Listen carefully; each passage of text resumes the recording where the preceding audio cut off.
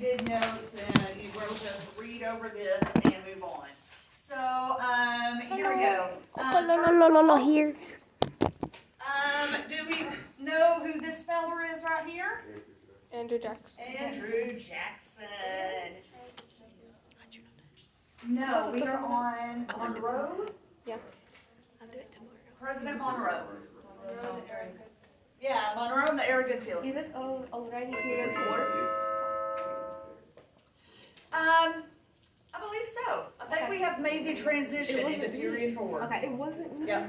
It said on the Google side thing that next week. Yes. Andrew It does, right? Jackson, hero of New Orleans. Highly recommend visiting New Orleans. If nothing else, for the food, it's the best ever. But also Jackson Square, and they have one of my favorite. I think it's the best history museum in the whole that I've ever visited, and it is the World War II Museum, and it is in New Orleans. So if you can ever get down to New Orleans, eat all the good food and visit the World War II Museum, and get your picture in front of Jackson's statue in Jackson Square. Here we go. This is the last slide from yesterday. So hopefully we already know this. The War of 1812, its impact, even though nothing changed because of the war, right? We didn't get territory, no money changed hands, but because we have this big victory at the end, even though the war is technically over, and we consider it a victory against England again, we are feeling proud of ourselves, and it really has brought this nation together into, yeah, let's go. All right. And this feeling of, yeah, let's go, becomes known as the era of good feelings. Because we're on this high of, yeah, it wasn't a fluke the first time we beat England. We did it again. Or at least we didn't lose. So, yeah. And also, the Federalist Party, they're on their way out. So you don't have this party bickering back and forth that sometimes divides the country. So everybody's feeling good. Because we were having a hard time trading, we had to make stuff here ourselves. Industry is booming. And because we have to move a lot of stuff and people during times of war, we see a need to start building better infrastructure, roads, bridges, canals, things to move things around the country. So that's going to happen. Professional military, international respect. And the Indians, we're pushing them around. So they're weakened from war, from disease. Tecumseh's Confederation has been defeated. And now we're looking west. All right, so this guy inherits all of these good feelings. The era of good feelings. James Monroe. He was previously Secretary of State. He was James Madison's Secretary of State, and he is going to easily win the presidency in 1816. He is a Virginian. He is a Democratic Republican. So these three, all Virginia, all Democratic Republicans, all slave owners, all the things. I'm sorry? They are, and kind of neighbors. They all live within 50 miles of each other. And back then, that was very neighborly. Maybe not so much now. And again, there's no serious oppositions from the Federalists. The Federalists got a bad name first with those Alien and Sedition Acts, right, with John Adams. And then the Hartford Convention, which they called up during the War of 1812, and that was painted as being very unpatriotic during a time of war. So they are not very popular. Monroe, his number one goal is to unify the country.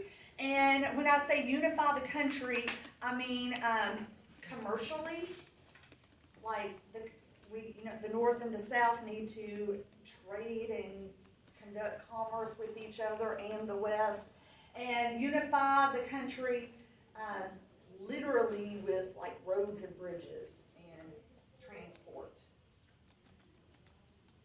His cabinet. He is going to try to unify the country politically. John Quincy Adams, whose daddy was President John Adams, a Federalist, he's going to ask John Quincy Adams to be his Secretary of State. So he appoints a Federalist to, at that time, that was the #1 job. Everybody wanted to be Secretary of State. That was the coveted job. So giving it to a Federalist was a really big deal.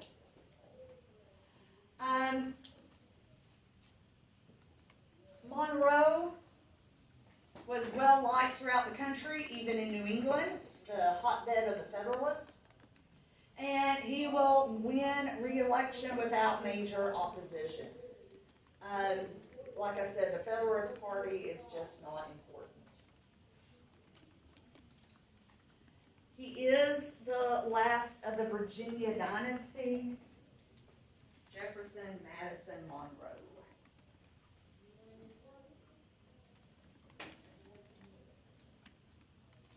I thought the current governor of Virginia was going to run for president this year, but he has not announced. I thought maybe we'd have another Virginia president, but not yet. Okay, so Monroe. Now, it wasn't all just, sunshine and rainbows here. There were some problems, particularly money problems, as in we have no money. And that is a really big problem, as you would know. So the War of 1812 did expose a lot of vulnerability. Somebody say that word for me. Vulnerabilities. That's it, yes.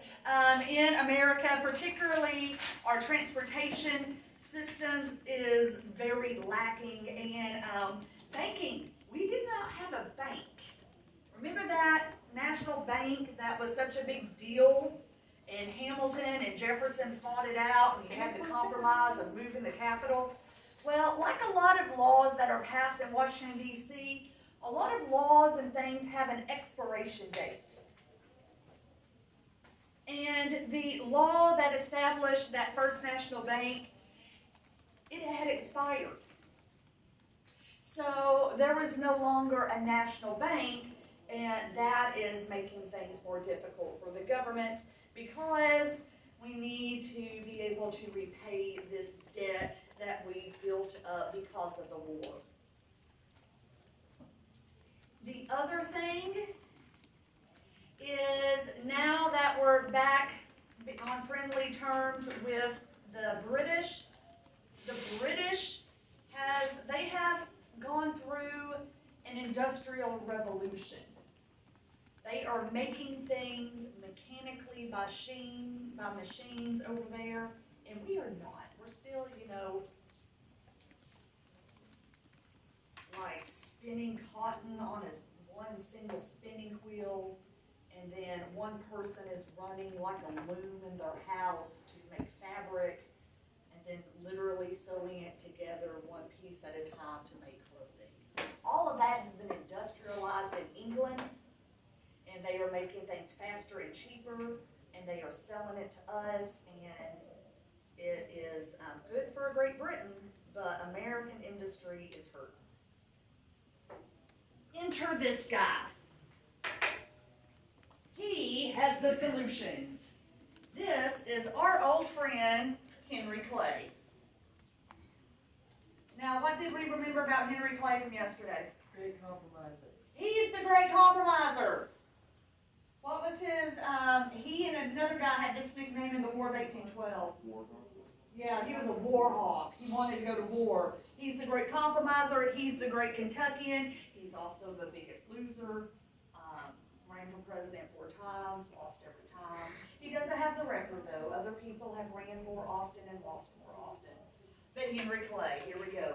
His solution, and this is something that we will remember for always and forever. or at least until May 10th. Okay, that's exam day. His solution is called the American system. The American system has 4 parts. This is going to solve our financial problems. First, we're going to put a tariff on those British goods. The tariff of 1816. And this tariff is going to be a protective tariff. And we call it a protective tariff because it's higher than normal. Usually there's always a little bit of tax that we have to pay on an import. It's just a good way for the government to raise money. But a protective tariff, you jack up that price because it's not just to raise money for the government so the government can pay its bills. It is to protect American industry.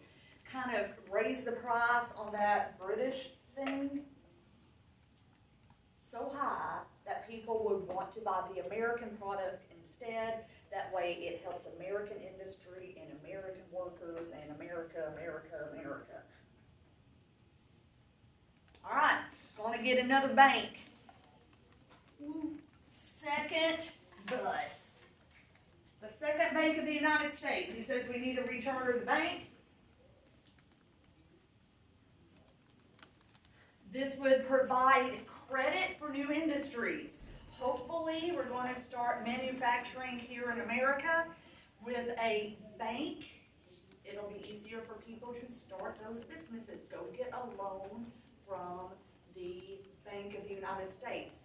Low interest because the Bank of the United States wants to grow American industry, so they will want to give loans for people who want to grow American industries. Number 3, improve transportation. This one's going to be a biggie. Roads are very important, but we have no automobiles, right? I mean, a road, you're looking at a wagon with horses. This is before we're thinking of railroads, not thinking about that yet. The best way to transport stuff and people is on water. But, you know, rivers only go where God put the rivers. A canal is a man-made river, right? So we can build a canal, a river system to connect large cities to each other, or large cities to the farmland where we'll do the farming and we'll ship the stuff to the cities. So canals become the big part in this early American system. And interdependency. He wants to connect the different regions of the U.S. Henry Clay, Elston called him the great compromiser, and he was, and he saw that things were tense between the North and the South, particularly over the issue of slavery, but other issues as well. And things were tense between the Northeast and the West because the Northeast was scared of losing power because the West is getting more populated and bigger. And Henry Clay thought, well, we'll just bring everybody together. If we connect the country, and Northeast is dependent on the West for their agriculture and raw material, then it wouldn't be, it's not, you don't see them as an opponent, you see them as a friend. Great compromiser. He is a great guy. Slave owner. Don't forget that. All right. So, his American system. That's his solution. So, yesterday we talked about the Louisiana Purchase. This is, of course, a Louisiana Purchase territory. Louisiana becomes a state real quick because it has the population, because mostly the city of New Orleans, but the rest is still unorganized territory. We do get other land. We're going to list several of these land acquisitions.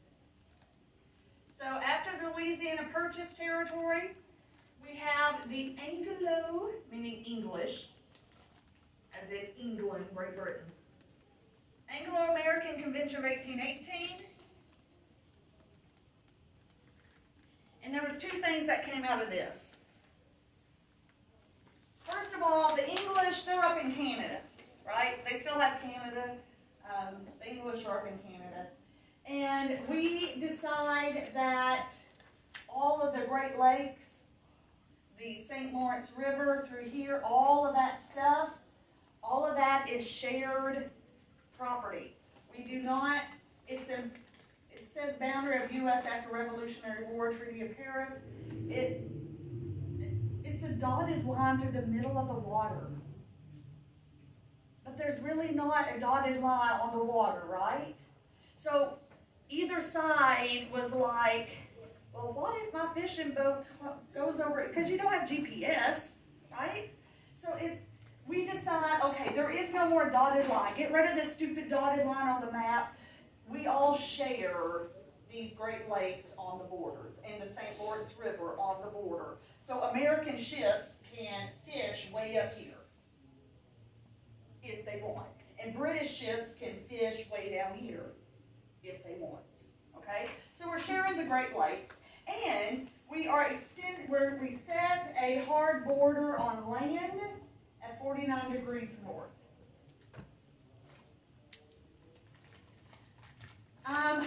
West Florida, which we call the Panhandle right here, and it extends into Alabama and Mississippi. So this area right here, Americans were moving in there. But technically, it was still under Spanish control.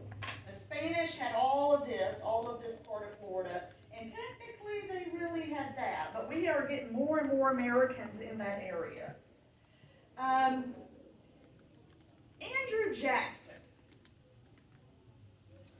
He was told by President Monroe that there has been Indian attacks on Americans living on the American side of the border here.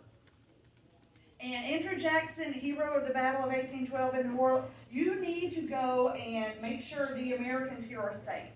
Andrew Jackson goes down here, but he doesn't stop at the border.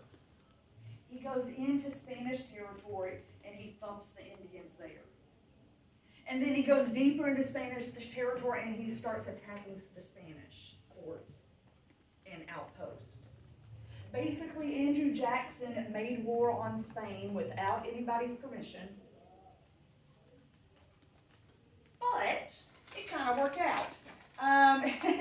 He did so well down in Spanish Florida, the Spanish in Florida started talking about a treaty, and what we ended up with is with the Adams-Onis Treaty of 19, and we get Florida. We get all of Florida. We don't just get the little part where the Americans were living. We get all of Florida. Because of Andrew Jackson's extracurricular activities.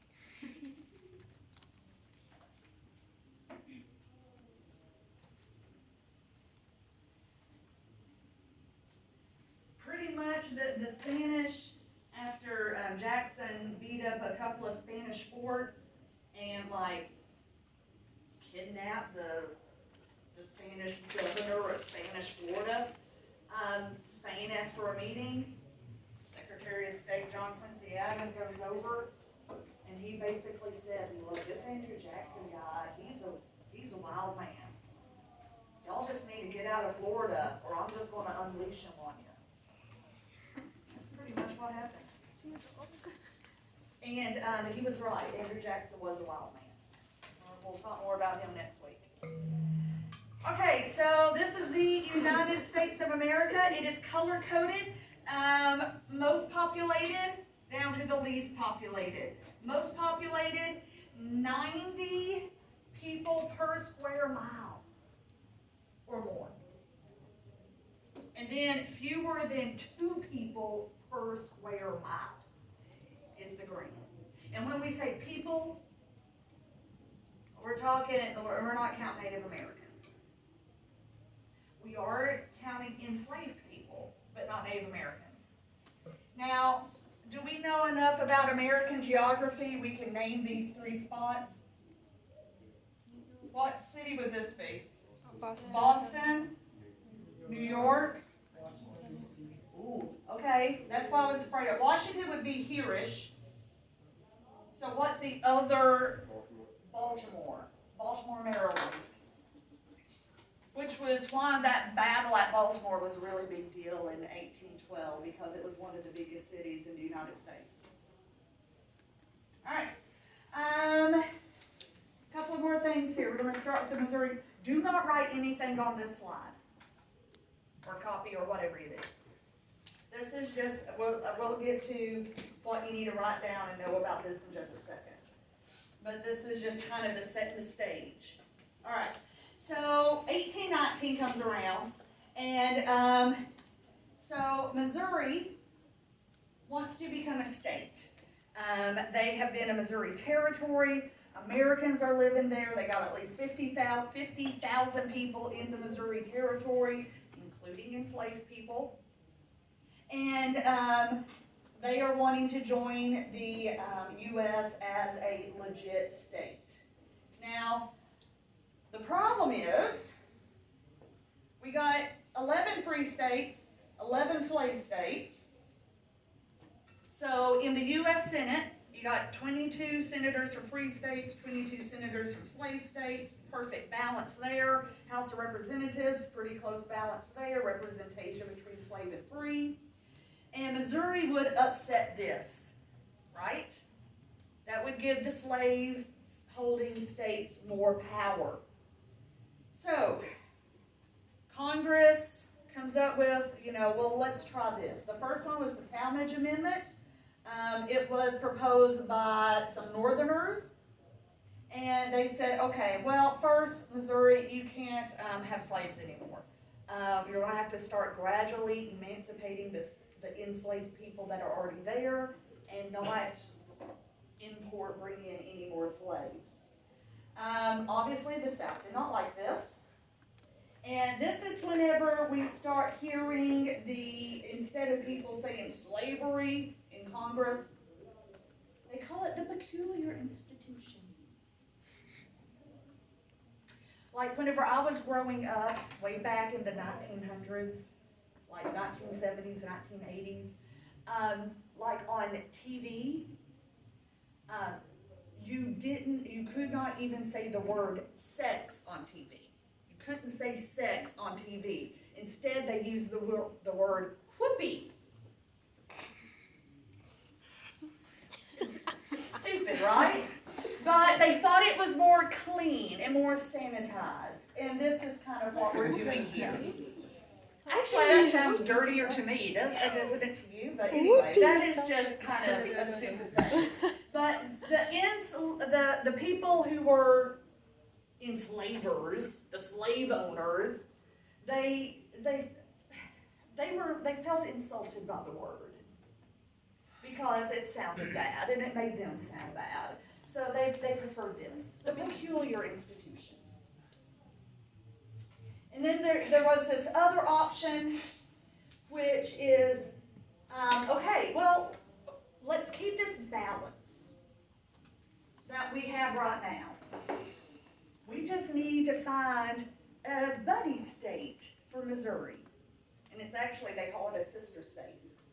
So Maine, who at this point was part of Massachusetts, but they wanted to break free and be their own state, they applied for statehood. There are no enslaved people there, and maybe they could join together, and then maybe we set a line about where slavery will be allowed or not. This is what happens, and that becomes the Missouri Compromise, and here we go.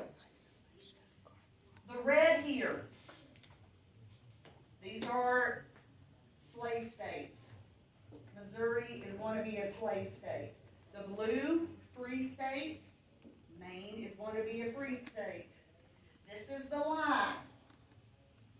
Any new state coming in above the line will be free, Any new state coming in below the line can be slave holding.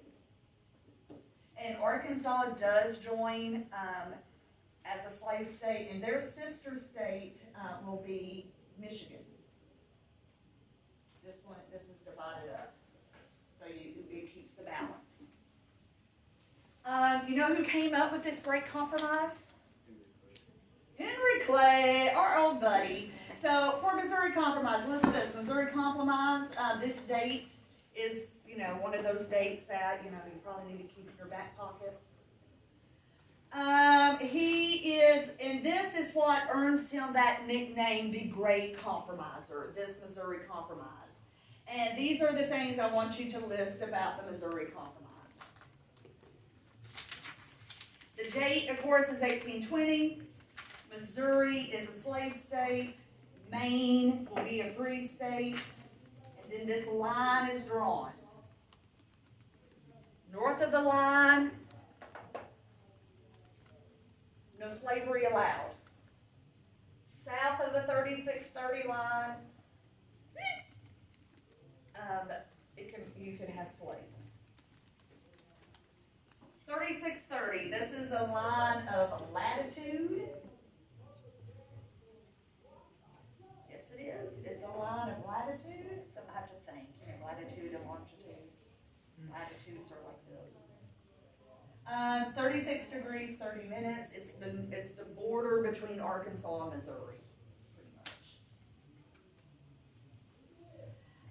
So Henry Clay. This does settle the issue, but of course it'll come up later. And Henry Clay will make a comeback and come up with another compromise over slavery. And then another one. And then eventually we go to war over it.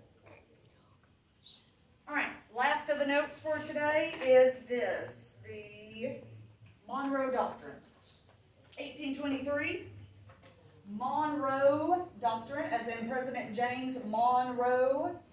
And it has to do with American foreign policy. This is a statement we are making really directly to Europe. We are doing this because it seems like Europe is trying to dominate a lot of what we would call Latin American countries now. Of course, Spain colonized a whole lot of Central America, South America. Brazil colonized in South America. But this is kind of falling apart, especially in the Spanish territories, because Spain is weak. They're weak. Napoleon beat them. They haven't been wealthy since the 1600s. So the Spanish Empire is really falling apart. The Spanish asked us for help beating up on the natives there to keep Spanish control. We wouldn't do it because, neutrality. Following George Washington's advice. Hey, George said it. I'm just doing what George told us to do. This is the gist of the Monroe Doctrine. No outside powers interfering in the Western Hemisphere. Meaning Europe, you keep out of the Americas. No more colonies over here. No more sending troops over here and doing what you want to do. And we, the U.S., will stay out of your part of the world. Okay? So Europe, you stay out of the Americas. This is kind of our little territory over here. And we, in turn, we will not mess in your affairs over in Europe.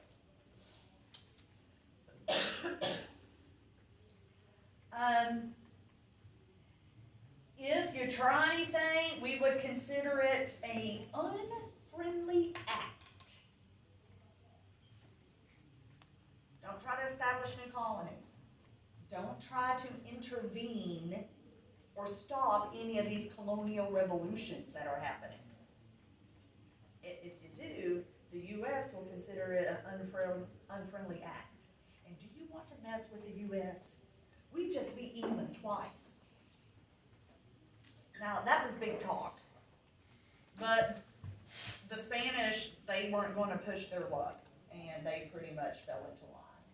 And this is pretty much going to be the way things are all the way through World War I. Oops. The Monroe Doctrine. Europe, you stay out of the Americas. That's the basis of it. Europe, you stay out of the Americas, this is our territory. This is a good illustration of it. Hands off of the Americas, even South America, right? Even though we're not claiming to own it, we're just telling Europe to stay out, or maybe we'll have to do something. Okay, here we go. We're gonna play a little game. So 1, 2, 3, 4, 5, 6, 7. 1, 2, 3, 4, 5, 6, 7, 8. Okay.